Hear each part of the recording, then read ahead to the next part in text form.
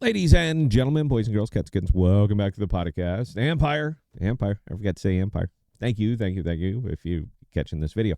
So, yeah, interesting stuff is starting to really come out. It's got me rethinking, just rethinking a lot of stuff.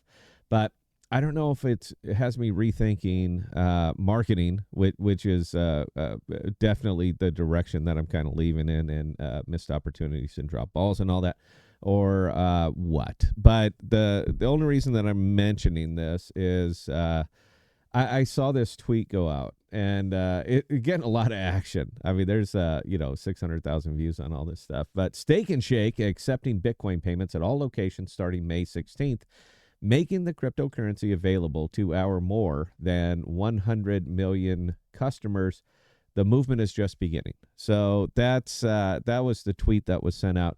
And the funny part about this, I don't know if you can call it missed opportunities, lack of marketing, or whatever, but the bum part, the part that really kind of feels bad, is that Spedn didn't mention in this.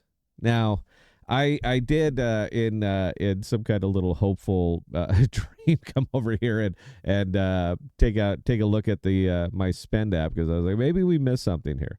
Maybe there is a that Steak and Shake is going to show up right down here somewhere. So I came scrolling through, and it isn't. So that kind of sucks. But why isn't it? And I guess that really is the question. We can go back and forth on the tokenomics, on where it is, how it is, the movement, the degens, all the other people that are just sitting around just gushing over prices. Or we can actually get in and fundamentally talk about what makes the price move, and what makes the price move is people using the Spend app. Now you can get into all the DeFi shenanigans. That's basically what they are out here, is shenanigans. So we can spend a lot of time discussing those, but there's no real point. This is a use case token. It is fuel for the engine, Flexa, Spend app, whatever else happens to be using the SDK. That's the engine, and AMP is the gas for it. So when I see these, and we're going to be seeing more and more, and when I mean see these, I mean these, we're going to be seeing more and more of these. It is starting to become morally acceptable. Now, you could take it into the argument, and I've made this argument tons and tons of time, that the thing really holding it back is the lack of USDC, because in that case, why not spend USDC? And that people are not going to come out and spend Bitcoin. Now, I can't speak for the world. I'll spend Bitcoin. I have no problem spending Bitcoin. Bitcoin is a currency, right? Cryptocurrency. It's literally in the name. And velocity of money is very, very important when you are talking about a currency. So for that thing to Bitcoin to really reach its true potential, it has to be used as a currency. So what better way to use it as a currency than buying goods and services? And so when I start to see more and more of these things pop up, it gets me wondering, what is Flexa doing? How is your marketing going? Are you pushing into these things? Because what I see out there is an awful lot of radio silence. This is not the time to be silent. This is the time to post 16 times a day on Twitter and make sure that you're getting your message out.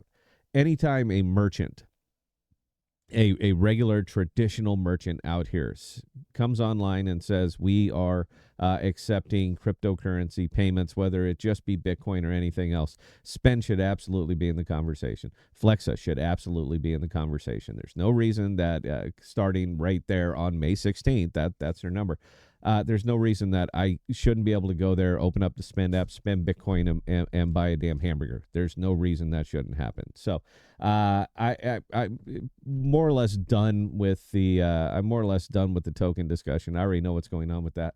But marketing absolutely has to occur, and people are going to have to start hustling, man. If Flexa isn't going to do it, and your fortune is tied to their success or failure, you're going to have to hustle on their behalf.